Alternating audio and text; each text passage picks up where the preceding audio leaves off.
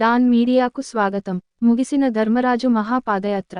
ఏలూరు జిల్లా, ఉంగుటూరు నియోజకవర్గంలో ప్రజాశ్రేయస్సు కోసం ధర్మరాజు తలపెట్టిన మహాపాదయాత్ర శనివారం పోలసానిపల్లి గ్రామంతో పూర్తయింది.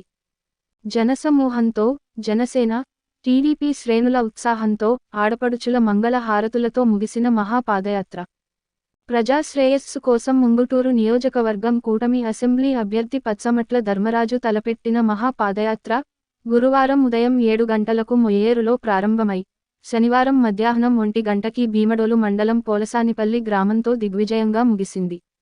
ఈ 3 రోజులు జనసేన, టీడీపీ, బీజేపీ శ్రేణులతో కలిసి ధర్మరాజు దాదాపు 80 కిలోమీటర్లు పాదయాత్ర చేయటం జరిగింది.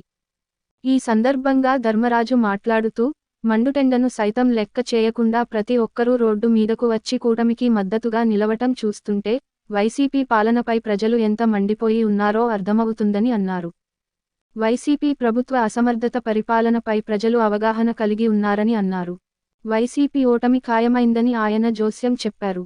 మొయ్యేరు నుండి పోలసానిపల్లి వరకు తలపెట్టిన ఈ మహా పాదయాత్రలో భాగస్వాములై, వెన్నంటే ఉంటూ, అడుగుల్లో అడుగు వేస్తూ తన పాదయాత్రని విజయవంతం చేసిన జనసేన, టీడీపీ, బీజేపీ నాయకులకు, కార్యకర్తలకు, ఆడపడుచులకు, ఆత్మీయులకు మద్దతుగా నిలిచిన మాజీ శాసనసభ్యులు గన్ని వీరాంజనేయులుకు కృతజ్ఞతలు తెలిపారు.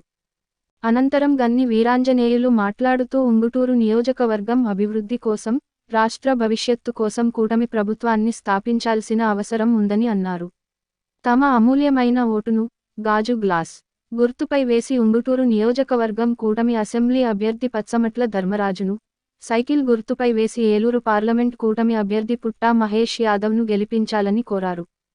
ఈ కార్యక్రమంలో నియోజకవర్గ టీడీపీ, బీజేపీ, జనసేన నాయకులు, మండల అధ్యక్షులు, గ్రామ అధ్యక్షులు, శ్రేణులు, కార్యకర్తలు, జనసైనికులు, వీర మహిళలు, టీడీపీ మహిళలు తదితరులు పాల్గొన్నారు. విశ్వసనీయ వార్తల సమాహారమే మన డాన్ మీడియా. మరిన్ని వార్తల కోసం మన డాన్ మీడియా ఛానల్ను సబ్స్క్రైబ్ చేయండి. మరికొందరితో చేయించండి. ధన్యవాదములు.